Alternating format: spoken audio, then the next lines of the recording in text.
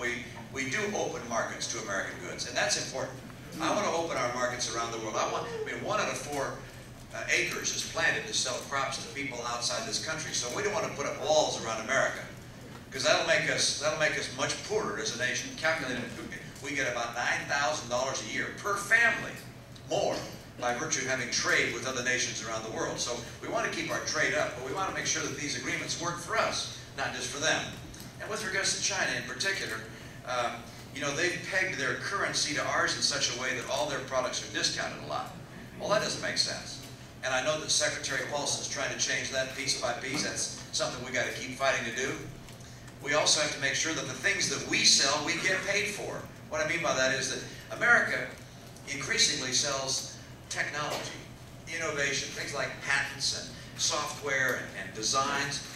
And some countries take those things and then they just duplicate them and send them all over their country and they don't pay us for it. Well, it's not fair that we buy, you know, their TV and pay them good money for it, but then they take our software and don't pay us for it. So we're going to have to enforce the rights of our intellectual property, they call it, to make sure that we get a fair trade deal with these other nations. But I'm committed, as a person who spent 25 years in business, I can assure you that I understand as we look at a trade agreement, what's going to be good for us and what's not going to be good for us. And you know, there's some people they call it deal fever. You want so badly to get the deal done, you'll sign almost anything. I don't have deal fever. I put the brakes on to make sure that if we're going to open markets to American goods, that we're not going to be sold a bill of goods. And I'll fight very hard to make sure that what's done for America is good for America. Now I'm told I can't let you keep on going here. I got to let you go back to work. You got work to do. You've eaten. You've been put to sleep here with your afternoon nap. No, but I do want to underscore something, and that is that it really is essential that America remains strong.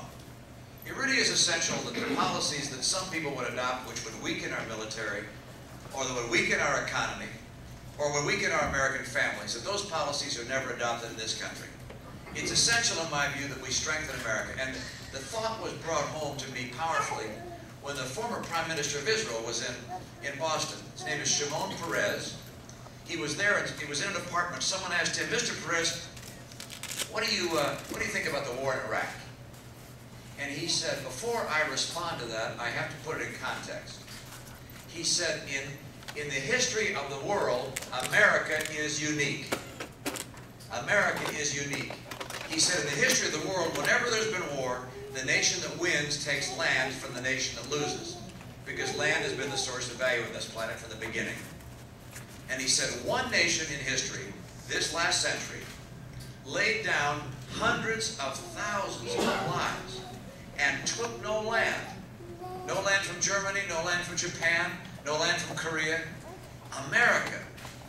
America is unique as a land that will fight and die for freedom, for itself, and for freedom-loving people.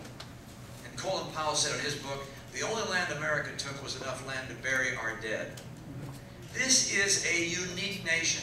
It is essential for your kids and your grandkids and theirs that this nation remains strong. And that means a strong military and a strong and vibrant economy that leads the world, and strong families and heartland values. You've got them. We got to fight for them.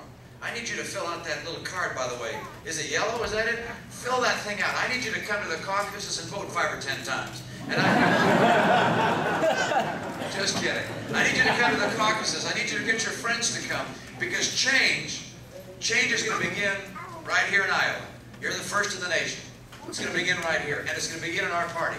Change begins with us, and I need your help on this team to make sure that we keep America strong. We get Washington on track to do that job.